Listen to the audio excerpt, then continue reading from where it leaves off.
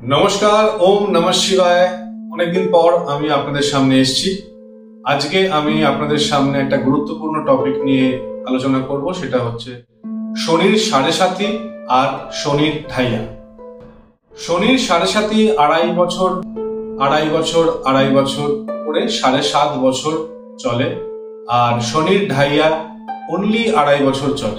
শনির সাড়ে সাথী নিয়ে আমাদের একটা মিসকনসেপশন আছে, সেটা হলো শনির সাড়ে সাথীতে আমাদের অনেক রকমের ফিনান্সিয়াল ট্রাবল হয়, অনেক রকমের ফিজিক্যাল ট্রাবল হয়, অনেক রকমের রিলেশনশিপ ট্রাবল হয়, অনেক রকমের বাধা বিপন্ন আসে।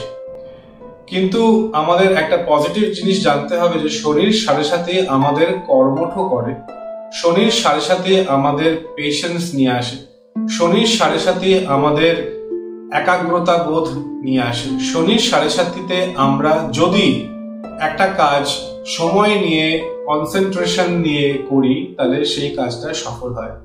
শনির সাড়ে সাথীতে তাড়াহুড়ো করে কোনো কাজ করা যায় না। তো এই মিসকনসেপশনস গুলো আমি আজকে দূর করব। শনির সাড়ে সাথীতে অবশ্যই অনেক ট্রাবল আসতে পারে, কিন্তু সেই ট্রাবল গুলো থেকে আপনি খুব সহজেই মুক্তি পেতে পারেন, কারণ শনি আপনাকে হার্ড ওয়ার্ক করাতে বিলিভ করায়, শনি আপনাকে পিওরিটিতে বিশ্বাস করায়, শনি আপনাকে একটা কাজ 3 বার করাবে যাতে আপনি কোনো ভুল না করেন। শনি একটা প্ল্যানেট যেটা 2.5 বছর এক একটা ঘর চেঞ্জ করে যায়। তো শনি এমনিতেই একটা খুব স্লো প্ল্যানেট। শনির সাড়ে সাথীতে ন্যাচারালি যেই পেসে আমরা জীবনযাপন করি সেই পেসটা স্লো হয়ে যায়। তাতে আমরা ভাবি যে আমাদের কাজ ঠিক মতো চলছে না, আমাদের অনেক কাজে লেট হচ্ছে, আমাদের যে কাজটা 3 দিনে হয়ে যাওয়া উচিত সেটা 2 সপ্তাহ লাগছে।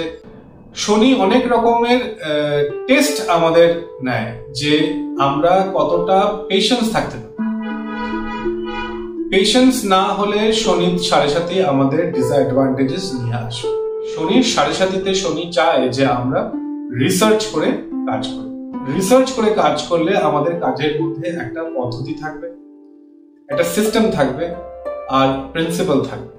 শনির ঢাইয়া এবং শনির সাড়ে সাথীর রেমেডি হচ্ছে যারা নিডি, যারা দরিদ্র, যাদের কাছে খাওয়া দাওয়া বা বস্ত্র নেই, তাদেরকে আমাদের বস্ত্র দান করতে হবে এবং খাবার দান করতে হবে প্রতি মঙ্গল আর প্রতি শনিবার দিন।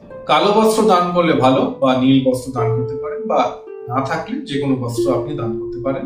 তার সাথে আমি আগের এপিসোডেও বলেছি, নিজের বাথরুম যদি আপনি ক্লিন করেন, নিজের ঘরের এন্ট্রান্স যদি আপনি ক্লিন করেন এই সাড়ে সাথীতে, তাহলে শনির ঢাইয়া এবং সাড়ে সাথী থেকে অনেক রকমের ভাবে আপনি রিলিফ পাবেন।